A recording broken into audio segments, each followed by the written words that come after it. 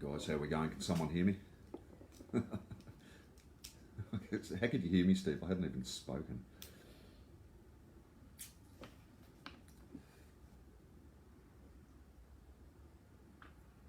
I'll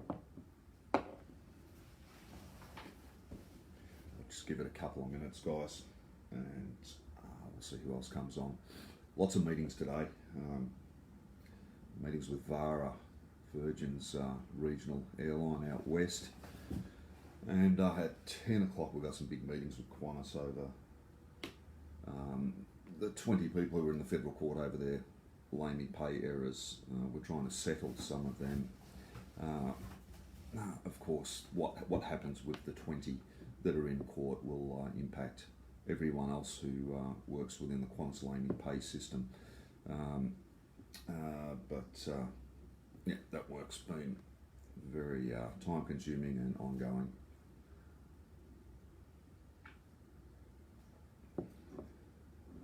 We've also got a lot of our Jetstar Newcastle members are in today, having one-on-one meetings with management, asking them what they intend to do in the future, whether they intend to apply for a transfer to Melbourne or not. Yeah, it's a very busy time for us in the union, but I'm sure you guys would imagine that would have been the case. Alright, who have we got on here today? Got about 30 on at the moment, and I'm hoping that by the time we get this underway we'll have a good number of our Qantas members from Sydney, because Qantas Sydney is the topic for the day, and we'll start talking about those specific issues as we get a few more guys come on.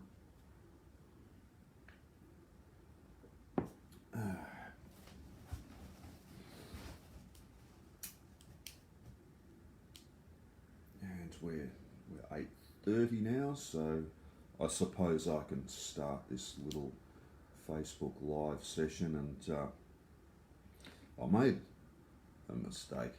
Well, you could call it a mistake. It didn't really make any difference. But one of the first Facebook Live things that I did, Qantas grabbed the bloody thing and used it in a courtroom as court evidence. I didn't get anywhere with it because I didn't say anything incorrect. But I don't want to have to sit there and listen to myself as part of evidence in a court hearing. So I've been told I probably should put a little disclaimer at the start of every video, and I should really write this down, but I'll just run it from memory, and that is that what I say on this Facebook Live session is intended for ALAEA members and ALAEA members only, and anyone else who happens to fall upon this a recording or this Facebook Live video is not permitted to use the things that I say in any other forum, because it was not meant for them in the first place. There you go. I should write that down. But nonetheless, it's out the way. All right, guys, and I note that we got a lot of members coming in from Jetstar, Virgin, Vara, Qantas. Look, you guys listen in. You might pick up on a few things that I have to say here, but just firstly I'll ask, did you guys, any of you Sydney guys receive an email from me last night? It was an email about rosters and the ALAEA pay structure. Just waiting for confirmation from one of you that you did receive that. Because if you didn't, it will change the way I say things here. Steve Fatoulis, did you receive an email last night? No email? No email? Okay, no email. All right, well, I might have to amend the plans that I had and just talk about it a little differently. Sorry, the email must have bounced to everyone. The email was notification that we were going to have this Facebook Live session now, but in the absence of you guys being notified, I'll be mindful that anyone watching this will probably be watching a replay. All right, well, I wanted to I won't read the email that I sent last night, but I wanted to explain just what's going on with Qantas in Sydney at the moment, and particularly in the situation with the merged department and rosters. And the scenario at the moment is that the ALAEA and Qantas are in discussions about a change that they say will take place in Sydney, and I don't think anyone is not aware that Qantas want to merge all of their Sydney departments and have them essentially working under one combined roster, which I'll talk to in a minute. But I'll just talk to you firstly about the legal issues in relation to the change. The change that has been announced by Qantas is a change that they say they're entitled to make, and if we look at it in simple terms, they want to tell the people at the two terminals that they're going to have to start work from the hangar, and then they're going to feed them back out to the terminals during the day. But it's a change that ultimately we're not going to be able to stop them making, because it's their business, and I guess they'll decide how they want to structure their business. But there are things that we have a definite say in relation to how a restructured business would look. And the thing that they can't prevent us having input on is rostering. Now, I have been advised that there's been some meetings in the workplace and information sessions from management. The ALAA has received a presentation from the airline, and it outlines what they think the future will look like, with one big section and everyone working out of there. And bear in mind that section doesn't include the MOC guys, so MOC will remain separate. The section they're going to put together will have a common roster, and Qantas say that their roster, that the rosters that they are considering, are 8-hour rosters and a 10.9-hour 4-on 4-off shift. The 10.9-hour roster that they want to introduce is 2 days, 2 nights, and then 4 off. This is a roster that the airline has tried for many years to introduce in various ports, and there's been a lot of resistance from our members. And the resistance is for varying reasons, primarily where they've tried to introduce it. They've tried to introduce it in sections that had previously been 12-hour shifts, and predominantly the domestic 12-hour 4-on 4-off roster. Of course, anyone coming from that roster would look at the company proposed 10.9-hour roster and say, well, if I agree to the 10.9-hour roster, I'm going to lose my Z days, I'm going to lose my inbuilt overtime, and I'm going to come to work more times than I would have if I was on a 12-hour roster because of the loss of the Z days. So it wasn't a very attractive proposition that had been put to people coming off the 12-hour domestic roster. That said, you guys in Sydney might prefer it, and ultimately we're going to have a ballot to see if it is a roster that is acceptable or not. So as it stands, the company is saying the merge section, we want a 10.9-hour roster. If you do not agree to the 10.9-hour roster, we will then consider an 8-hour roster. The 8-hour roster is something that most of us have worked before. We remember the old Sydney heavy maintenance roster. There were variants in servicing when I first started with Qantas in 1990, where we worked night shifts as well on the 10-week roster that was present at the time. At this stage, the 8-hour roster that Qantas are talking about, we have no details whatsoever on the pattern that they intend to introduce if they introduce an 8-hour roster. They have told us the start times. The start times will be 6 a.m, 2 p.m, and 10 p.m. That's all we know about the 8-hour roster, and quite honestly, we don't think they've put too much thought into it. We don't think that they're even considering that they're going to have to implement it. I suspect they think the members in Sydney will vote to approve a 10.9 hour roster.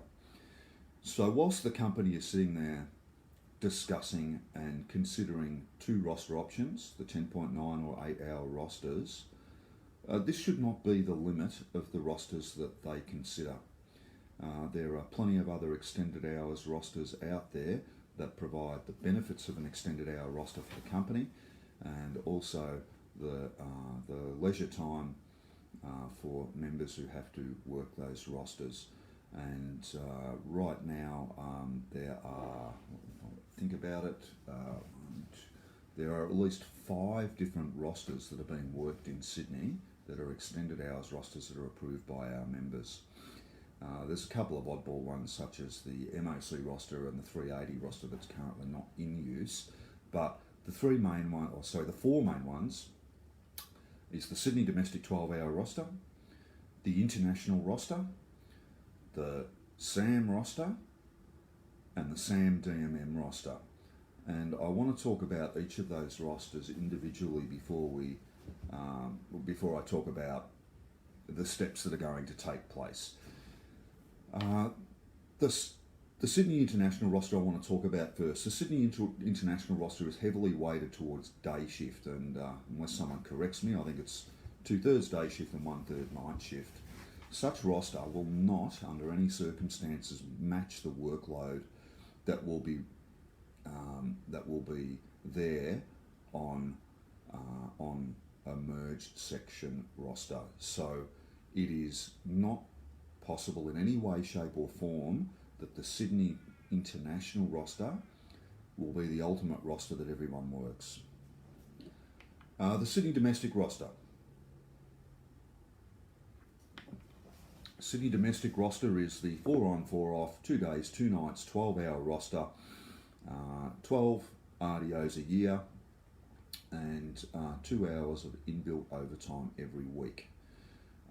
This is a roster that we would consider putting to the airline as one that should be worked under the merged section, but we can only do that if a majority of our members are in support of that roster. We don't know if that would be the case or if that would not be the case, but the roster offers a higher income than some of the others being worked, but it is a bit more onerous in that you work an extra 4 hours a week, 2 hours which get allocated to an RDO and 2 hours that get allocated towards overtime.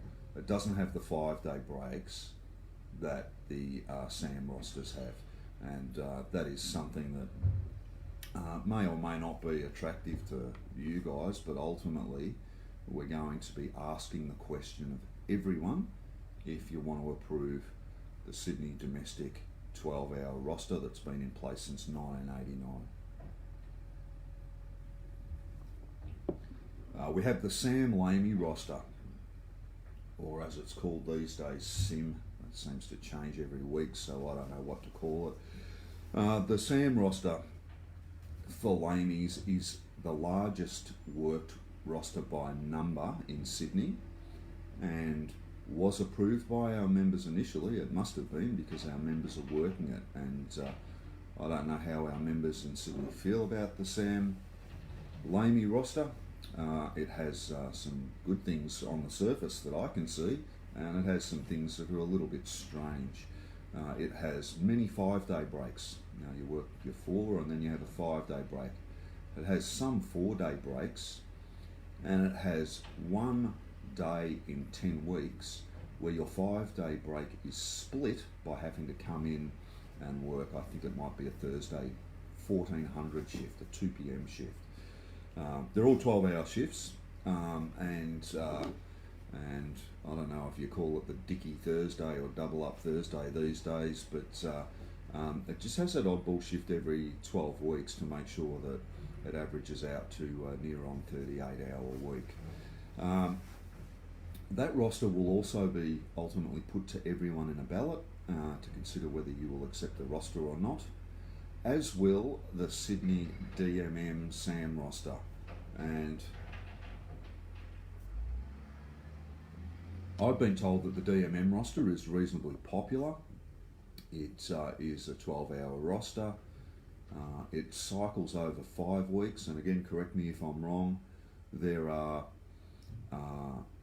shifts are 4 on and 5 off in all but one of the weeks. One of the weeks it's 4 on, 4 off. So it's basically, it's 4 on, 5 off, but once you don't get 5, you only get 4 off, and it cycles every 5 weeks.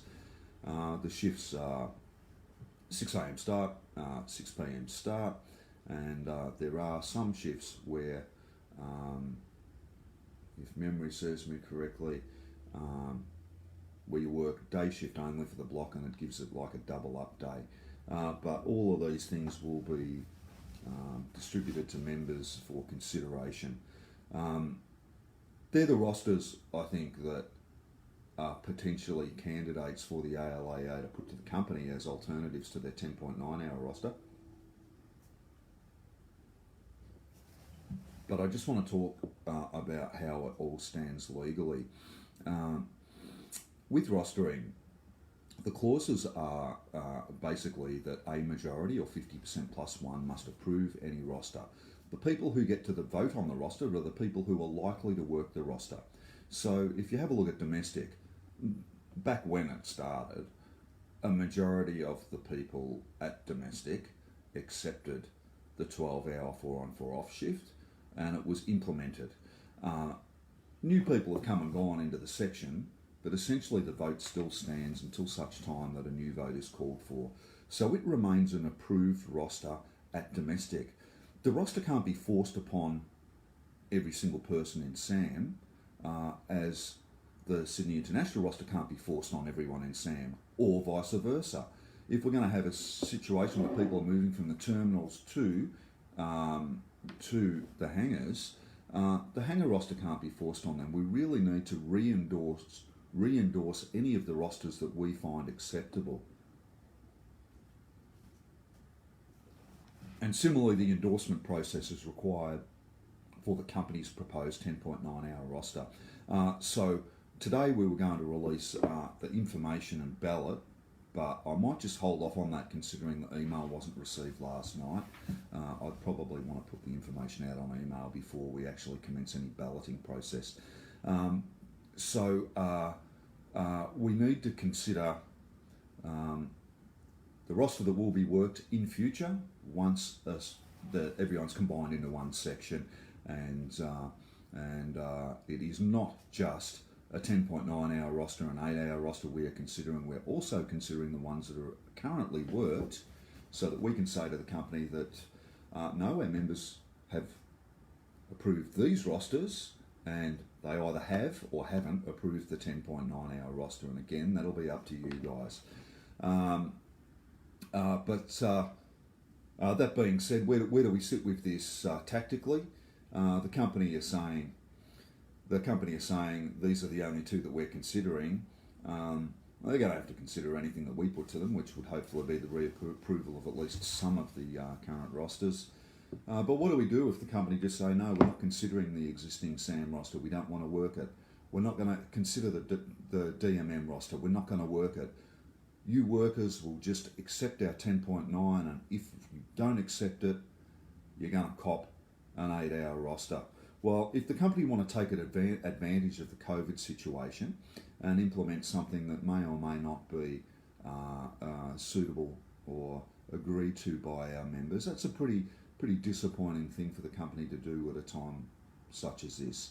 They could have done this, said, let's have a vote on a 10.9 hour roster at any period of time. But no, they want to do it now, whilst people are probably at their lowest point that they've been in their careers. I don't think this is ethical, and I hope the company realise that a move such as this is not appropriate at a time like this. But I tell anyone which way to vote. All I can do is say that the options will all be put out there, and they'll all be any approved rosters will be put to the company for their consideration. All right, just have we got any questions on the rosters, guys?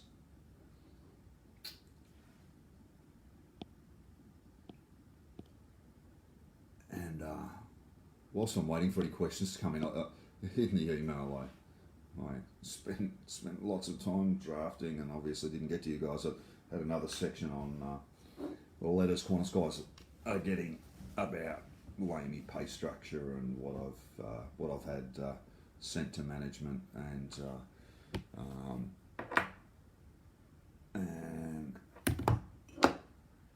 I'll explain that process. All right, there being no further questions on rostering, I'll just talk about the Qantas pay structure just briefly, and the messages that have been given to John Walker and in return to me yesterday afternoon. The ALAEA put out a draft letter for members to sign and send to management about pay structure, requesting a series of documents so you guys as individuals can work out what pay level you should be on. And that request in the whole went to John Walker. There were three options of managers to send the letter to, and I'm getting messages now about rosters that I'll get back to once I just quickly stop talking about letters. John Walker and his friends received about 450 requests for information from our members, and I think he may, or company may have sent something back to anyone who sent any such letter. And I just want to expose them for one of the practices that we find quite common, and may have been missed by those who are not doing union work from day to day, and that is the deceptive type of response you will get from the company. And there's plenty of deception in a very brief response that I believe they have or will send you about a response for a request for information to work out what pay level you are at. And for example, I just want to highlight in brief one of the things that they would try and trick people into believing is legitimate when it's completely not. The company wants to start the payroll reconciliation with their friends at Taylor Fry from 2012, and they say 2012 is the starting point. We have some records of where everyone was at in 2012. We're just going to run it through a computer and give everyone 1 point for every year and some points for training and some points for the EEA, and we should be able to reconcile everyone's pay level from that. We say, yeah, that seems legitimate, but we need to know that the starting point that everyone's at in 2012 is correct, because if the 2012 starting point was not correct, the errors are going to flow all the way through your audit. So in the letter, we've requested that members write to Qantas and ask for all of their details from the very first day they entered the ALAEA pay system. That way, we can establish where people should have been in 2012, because there's plenty of errors that have been identified so far. So the 2012 starting point for a reconciliation is fine so long as it's correct. So you guys write and say, I want this information. And the information falls into two categories: information that's already been supplied to the ALAEA and information that hasn't been supplied to the ALAEA. And I'll just make example of two of those points and the deceptive nature of Qantas's process. In 2008, everyone went up a level. The company sent everyone a letter saying, you should be at this level, and this is how many spare points you have. It would make sense to grab the 2008 letters and use them as a check to make sure that everything progressed sufficiently to get you to the 2012 point. So in the letter, everyone's asked for the 2008 letter. Can I please have my 2008 letter so I can check things? The reply from the company is, or will be, this falls outside the statute of limitations. The airline are not required to hold documents for more than 7 years. What a load of horse shit. We're not required to hold documents for more than 7 years. We didn't ask you how long are you required to hold documents. We simply asked you for a letter in 2008. I have the letters. They're all sent on the Qantas email system. They're all there. They're trying to avoid giving you those letters by saying there's a statute of limitation of 7 years. This is just silly. They should just give everyone their letter and then everyone knows, hey, I was this level in 2008, 4 years later I should have been one level more. And it would be so simple. But no, they try and deceive everyone by talking about statutes of limitations. The other thing that they're saying, and they will fall upon in their reply email or letters, is we've handed that information to the ALAEA. I want to tell you guys what they've handed to the ALAEA. They've given us an Excel spreadsheet with, from memory, 10,000 lines. No names, just numbers, a number attached to every single staff member. The number is not your staff number, it's a different number called a UID number that they've attached to everyone. So we can't tell who is who, and every person has like, I don't know, 50 entries or 100 entries for when they've gone up levels or their training. Eventually we got out of them a key identifier, a UID identifier that can identify it with another random number that still doesn't link you to a name or anything and is near impossible to calculate who's on any given level. The next thing they did, they gave us another number that finally could link the three things to an individual. So we are sitting there with everyone's training records. We are sitting there with everyone's points that they've got, but we are not the individuals themselves. We don't know. I don't know if I see Brett Tysos has come on, recently retired. I don't know when Brett Tyso did his training. Qantas have given us a record, but I can't check it. The individual needs to check it from their information and knowledge. We cannot do that for 1,500 people and say definitively, yeah, that guy completed training on this particular day. So you guys need that information and not us. So when they write to you and say, we've sent that information to the union, well, it's not much use in the union's hands unless we can marry that together with your knowledge of when you were paid, when you did training and what level you should be. So the requests are still outstanding. Qantas are going to try and whitewash the whole process and say, we received no objection from you. Well, they received no objection from you because you didn't know what information the ALAA had been sent. So that's got a fair way to go. All right, now I'll get back to rosters, and I've just had a message from our president, and I think a few of them have showed up on here. There is another roster that the ALAA is interested in, and it is the 4 on 6 off roster. And I'll give you a bit of history on the development of a 4 on 6 off roster, and I will talk about that before I get to the other questions that have since popped up on my feed. 4 on 6 off roster, what is it? Well, it's a bloody roster that gives you plenty of time at home. I mean, it would be like a dream roster, I imagine. You go to work for 2 days, you go to work for 2 nights, and you get 6 days off. Fantastic if you want to take some leave. You take 4 days leave, you get 6, 4, and 6. You get 16 days off by taking 4 days leave. It couldn't get any better. The problem with a 4 on 6 off roster is you don't rack up enough hours every week to work a 38-hour week. It's less than 38 hours. It's 33.7 hours. And if you want a 4 on 6 off roster and everything that goes with it, you're going to get paid less.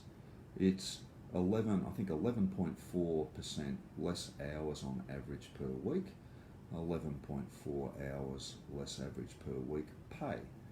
When you're going to work less, you're going to get paid less. But the payoff for that is that you buy back more of your life. You don't have to take as much leave to get longer breaks. So all of those things weighed up. It might be an attractive offer, despite the reduction in pay that comes with it. There is one big benefit though.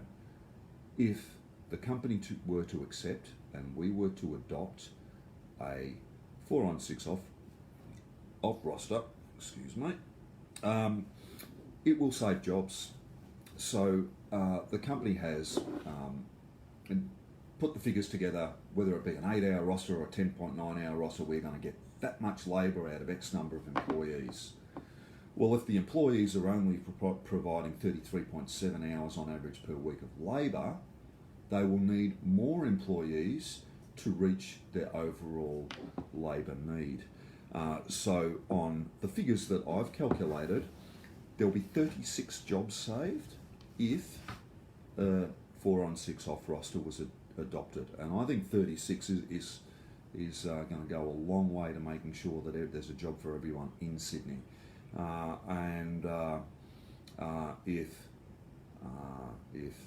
If you want to work it, it's going to be put out there as a question as well. I know that in times of more prosperity, we have put this question to members before, and it was not accepted by a majority. Of course, the times that we live in now are vastly different than, say, 4 or 5 years ago. So it may be something that is attractive enough for the lifestyle benefits and the jobs that it could save that it might be accepted by a majority. I don't know if the company will accept it, but they seem to have their eyes focused only on one thing, being the 10.9-hour roster. But nonetheless, it will be put. All right, other questions that we have are, Greg Timms, what about the 380 roster? I know it's a small pay cut, but there are advantages over the SIM roster. Look, without being totally specific, my understanding is the 380 roster may not be currently being worked. If that is not the case, please let me know. I'll review it. My understanding is it just shuffles a day or two around here or there, and yes, it may be a little bit better on a patterning perspective.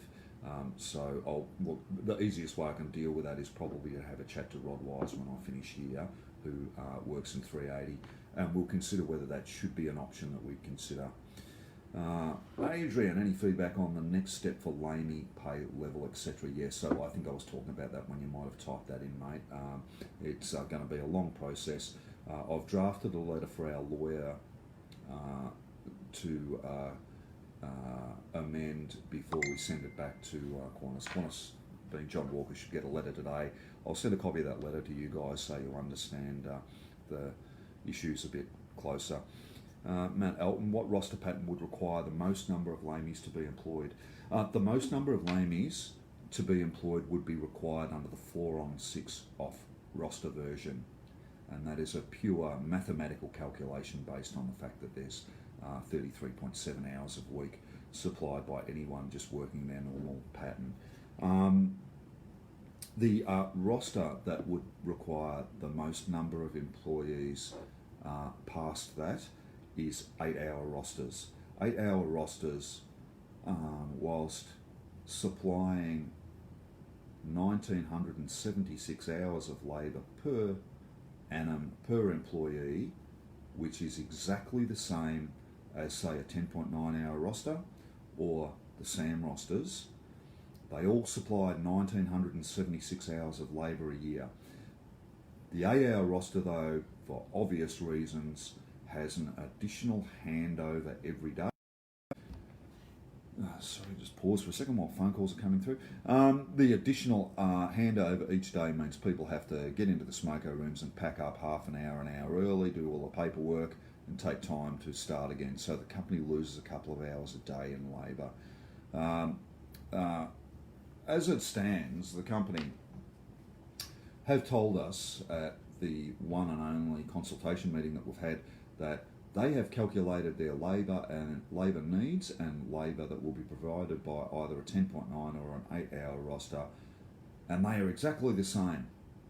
Yet we're also aware that they've been telling people that if they have a 10.9-hour roster, it will include a little bit of a buffer to cater for OCS duties, i.e. flying spanner duties, and training, and the 8-hour roster will not provide for that. If they get their 10.9-hour roster in, it may just be that they go and review things again and decide that, well, the 8-hour roster that we could have been on, we weren't having any buffer for training. Let's rip the buffer out and start reducing a few more heads. They could reduce more heads if they introduce a 10.9 hour roster, because it has an inbuilt buffer. That inbuilt buffer would be there under the 12-hour roster versions, being the SAM ALAEA roster, the SAM DMM roster, but the 8-hour roster has no fat on the bone, and as COVID subsides and there is a greater need for labour, they will have to roster more people on that work. And I say these things mindful that we have a stand down case, and of course none of this is on the assumption that Qantas are going to be correct in any stand down court case. But essentially, the 8-hour roster will see a quicker build up of hours allocated to ALAEAs on aircraft. Next question, Stelio Dorombaya, so I always have troubles pronouncing that surname. Are the manpower numbers for an 8, 10.9 and 12-hour roster the same to run the business as just explained? Alex O'Brien, can we do 4 on 6 off roster until a vaccine is made, then vote on another roster then? Very technical question, mate. The 4 on 6 off roster may require a change to the enterprise agreement. There are some government provisions called JobKeeper directions that they can have amended roster procedures whilst COVID is present, but those JobKeeper directions that allow the company to agree to such a roster despite what is said in the EBA at this stage, my understanding is expire on the 30th of September, so there is no time for us to implement a 4 on 6 off roster without a facilitative instrument that underpins the legality of having that roster. And it's a big change because of the reduction of the 38-hour week to a lesser number, but it is not possible to do it in the short term whilst COVID is here. Matt Hunter, sign me up for a 4 on 6 off roster, preferable to a 4 on 4 off roster. It's fairly attractive, and there's just one other thing I want to say about the 4 on 6 off roster. I say it's a 33.7 hour roster. That is on average per week. Your pay would reduce by 11.4%. There are ways that you can counter that to lift your salary up again, and one of them might seem okay. The other one is not too attractive if you ask me, but you guys might want to do it. The 4 on 6 off roster would see you get 7 day in lieu a year, days in lieu of public holiday. Those day in lieu of public holidays could essentially be cashed out as a function of the roster agreement to increase the average payment or penalty, so it artificially lifts it above a 33.7 hour week. And further to that, you could put in an arrangement where everyone as a group could cash in a day of their annual leave, allocated evenly through the roster. We believe you could ultimately get it back up to what would essentially be a 36-hour week with, say, 4 weeks of annual leave instead of 5. You can bump it up like that. Bumping it up through those measures doesn't increase or doesn't reduce the amount of ALAEAs that they would need either. So it's a good thing, as in you would still save your 36 jobs.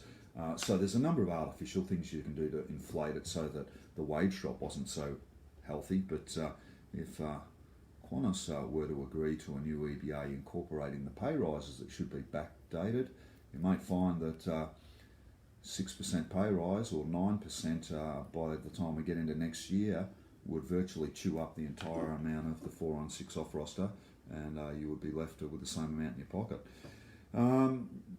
Cole Lawson, a 2 on 8 off roster. I don't know if that's said in jest or not, but that would essentially translate to a job sharing provision. So 2 blokes sharing a 4 on 4 off roster would give you a 2 on 8 off roster, would give you half pay each.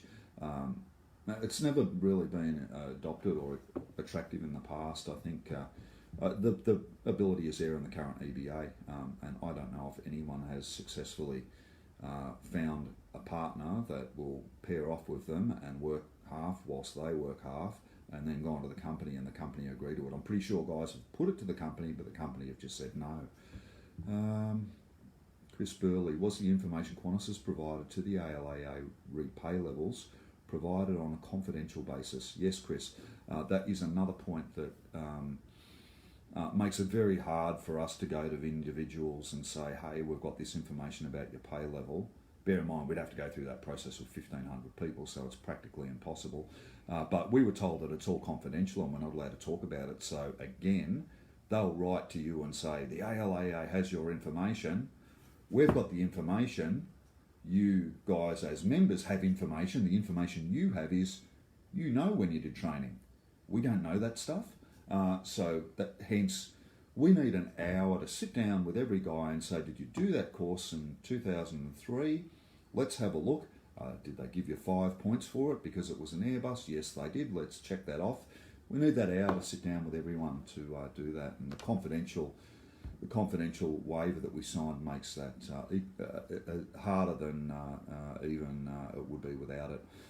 Chris Gruninger, great idea for a 4 on 6 off roster. Yeah, it's a great idea. It's interesting that it was rejected before when we put it to members. I see a very old man on there, Lamey, who's now retired, John Purvinas, my cousin, and I'll assume he's probably out back travelling around the country somewhere with his caravan, which is what he's normally doing. Michael Ward, 36 or 38 hour week. Well, the basis of the rosters are now 38 hour. Like I said, you can tinker with the 4 on 6 off and bring it up to a 36 hour week. Any reduction to your standard week saves jobs. I don't have much faith in the airline that you guys work for. I think they're just going to say, get nicked to lots of the options that we may put. They don't seem to favour cooperation. They're not like dealing with Virgin. Virgin will actively go out of their way to make sure they aren't making people redundant where possible, but not Qantas. I think they are actually looking forward to tapping people on the shoulder and saying there's no job for you. Norm Taleb, on a 4 on 6 off, would you accumulate the same amount of annual leave since you are not working a 38-hour week? Norm, the accumulation of annual leave on a roster that was less hours, so let's say 33.7, you would accumulate 5 weeks holiday still, so you would get 5 weeks off. It would be 5 times 33.7 in hours, not 5 times 38. So at the moment you get 190 hours leave allocated each year. That would drop. But when you take leave, you don't need to take as many hours when you take your time off to get the 5 weeks of time off. So it works out exactly the same, even though the amount of actual hours that go into a bank would be less. You don't need as many hours to take as much time off because there are longer breaks in between each period of service. Oops, I've just got rid of my comments box where people were typing questions, and I'm struggling to bring it back, but we'll get there eventually. With my finger troubles, actually, I don't know if I will. For some reason, it seems to have gone away. Let me try and slide this to the right or left. Yeah, apologies guys, I seem to be struggling to get comments. I'll bring it up on my laptop which sits beside me and see if I can garnish any further information from there, although I would assume that there may be some feedback if I actually do it this way. No, I can actually watch here. No, that's an old video. So apologies, guys. I can't see any further questions. I'm just trying to think back. We had an executive hookup last night. If there was anything further that I could add, look, we're going to send out a SurveyMonkey ballot either later today or tomorrow, where you can actually say whether you approve any of these rosters or whether you don't. One thing we think that the company would try and do, they tend to think that they are the sole people who can issue a ballot for a roster. That is not the case in nearly all cases where roster ballots have taken place. The ALAEA has taken control of that. We are concerned that the company would spy on people and see which way they are voting. We are concerned that they would look and see if anyone doesn't approve their 10.9-hour roster, and then we can mark them down on the overall matrix. We don't trust this company. We think they're unethical, and I like telling stories, and I'll just tell you a little story in case I think some of you may have picked up on some such things in some of the communications that are put out. But we're having a almighty ding-dong with them at the moment about meetings, and we have decided that we're going to go to meetings and we're going to physically record the meeting. And we want to record meetings because we are sick of going in courtrooms and having Qantas managers get onto witness stands and saying, oh, this was said at the meeting, this was not said at the meeting, and so on. We went to it was the stand-down case. Qantas manager tendered evidence that here are the notes of things that happened at the meeting. It was 1.5 pages, and they were just little notepad pages, not even an A4 size. These are the notes from the meeting. Well, our notes were about 10 pages. And he used and relied upon his notes to say that certain things weren't said at that meeting, certain things that we had a record of being said. We think they do not act in good faith and honourably and recall things properly at meetings and then rely on that in courtrooms to support their position in court cases. We can't meet with these bastards anymore without a recorder there. But we didn't want to do it in an underhanded way, so we told them we're going to record every meeting, and we are legally entitled to do that. Well, now both Qantas and Jetstar are refusing to meet with us. They don't want it recorded, and I think they don't want it recorded because they're hiding things. But nonetheless, we'll battle on, and they say that they can undertake consultation in writing. We say it'll take a lot longer if you want to do it in writing, but they're insisting that they are not attending meetings anymore because the ALAEA are exercising a legal right to record the proceedings. Absolutely disgusting. It's only because they've got something to hide. And as I wrap up, I'll just answer the final few questions I got through on text message from those guys who realise that I can't even work out which button to press to work out where the comments are coming from. Someone's actually just sent me a photo of the comments. Thank you, Mr. President, Rodney Wise. From Matt Elton, any update on the useful work case? Oh, the useful work case. Oh, this is a nightmare. In and out of courtrooms virtually every week. It's a jurisdictional battle, an argument over which court case has the power to determine these key questions. And they're very big questions. There are two questions. Can a company suspend their business, send the employees home and not pay them because of financial or profitability reasons? Our profits are dropped and we don't have as many customers. Can we not pay employees anymore because of that? That's question one for the courts to decide. Question two, can we send people home and tell them there's no work even though there is work? And that matter is just going to come down to simply a question of evidence. What evidence can we provide to show that there was work? And Qantas are going to get on there and say that there wasn't. But the other question is the bigger one that has captures a wider net of people who would be caught up in it if Australia and the court system determines that if business drops, you can't send employees home and not pay them. That's essentially what it could lead to. So Federal Court, Fair Work Commission are having a big battle over which court can decide the key question.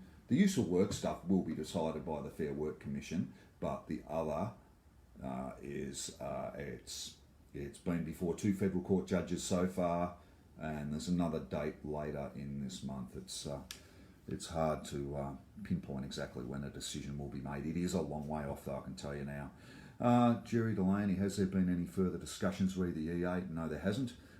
We have met with the company a few weeks ago. They just said, no, we're not giving you anything. There is nothing in the Australian court system that can compel the company to give us a pay rise, even if they had have said previously that we will give you the same 3% that others get if you want to have us offer that formally. Notwithstanding those things, we can't compel them to give you a pay rise, and they're not going to at the moment. But let's just not discount it totally. There are certain things that we may use as levers to encourage them to sign up on an EBA. We just don't know how things may pan out. It's a possibility. We'll write to them again and for a meeting.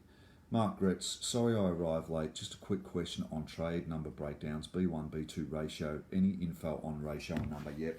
I do have some info on ratio of those I want to retain, and this applies equally to all departments of Qantas, and even I think it applies, I think Virgin have even said these things, and Jetstar as well. What the airline are telling us, and I remember clearly asking that question to Qantas at the meeting, what ratio are you going to keep at B1 and B2? And the answer was the staff that remain after the retrenchment or redundancies will be the same ratio as it was beforehand. I asked, can there be a little bit of variation if, say, you've got more mechanical guys who want to go than avionics? And Paul Kramer responded and said words to the effect of, yes, there is a little bit of leeway there.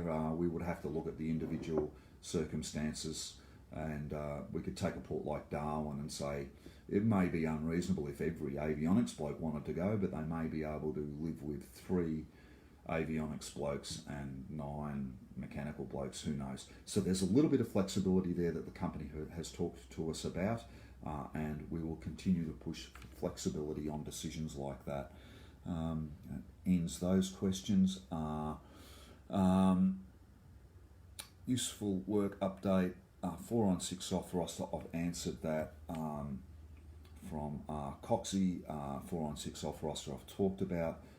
Have another snapshot from others. Norm Taleb question, Darren Colombo, would a 4 on 6 off roster effectively redefine us as part-time employees? Maybe. Maybe it would. Maybe you could redefine what a full-time employee is. It could be redefined down. So how it works out technically and the terminology used would yet to be determined. And that ends the messages that I've received on questions that I can't read myself because I'm an idiot and can't work out how to bring up the comments again. But that being the case, I will wrap up and post this and a link to it for those members who didn't receive the email that some idiot couldn't forward properly last night. So hopefully the information was useful in some sense to you guys, but obviously we'll try and get more information out there before any decisions on rosters. Okay, thanks everyone for attending, and I'll catch you next time. Ciao.